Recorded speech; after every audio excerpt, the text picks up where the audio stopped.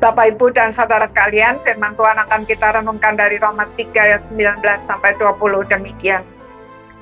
Tetapi kita tahu bahwa segala sesuatu yang tercantum dalam kitab Taurat ditujukan kepada mereka yang hidup di bawah hukum Taurat, supaya tersumbat setiap mulut dan seluruh dunia jatuh ke bawah hukuman Allah. Sebab tidak seorang pun yang dapat dibenarkan di hadapan Allah oleh karena melakukan hukum Taurat. Karena justru oleh hukum Taurat, orang mengenal dosa. Saudara-saudara sekalian, hukum Taurat adalah anugerah istimewa yang diberikan kepada orang percaya. Tetapi apa pengaruhnya di dalam hidup kita tergantung dari bagaimana kita memahaminya dan bersikap.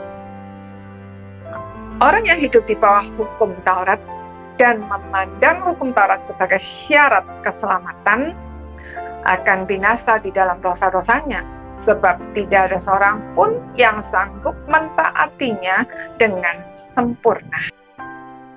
Padahal, tidak taat kepada salah satu hukum saja sama dengan tidak taat kepada seluruh hukum. Hukum Taurat justru diberikan untuk memberitahu kita tentang apa itu dosa, agar kita semakin peka terhadap keberadaannya.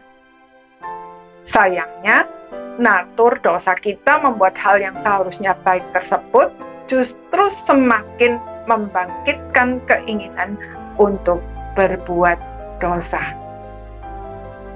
Hal-hal yang dilarang bagi orang berdosa selalu menimbulkan keinginan untuk melanggarnya.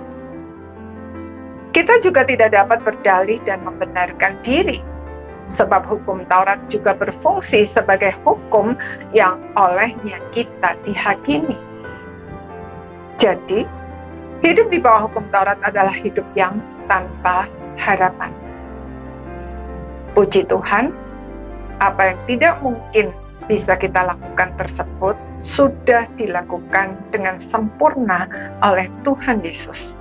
Sehingga melalui iman kepadanya, kita tidak lagi harus hidup di bawah hukum Taurat, melainkan di bawah kasih karunia. Apa bedanya? Orang yang hidup di bawah hukum Taurat melakukan hukum Taurat dengan kekuatan sendiri agar diselamatkan. Kalau jatuh, dia merasa tertuduh, tidak dapat mengampuni diri sendiri, dan berusaha membuktikan diri tidak akan jatuh lagi. Sayangnya, sikap seperti ini justru membuatnya jatuh lagi dan jatuh lagi, bahkan bisa lebih parah. Sebaliknya, orang yang hidup di bawah kasih karunia melakukan hukum Taurat dengan bersandar kepada Kristus sebagai ungkapan syukur karena sudah diselamatkan. Ketika jatuh, tidak perlu merasa tertuduh, cukup mengakuinya dengan penuh penyesalan di hadapan Tuhan, menerima pengampunan, bertobat, dan bangkit kembali dengan mata yang tertuju kepada Tuhan Yesus dan mengikuti pimpinannya dengan ketaatan mutlak. Maka Tuhan pasti memulihkan kita, bahkan seringkali lebih dari kondisi kita sebelum jatuh.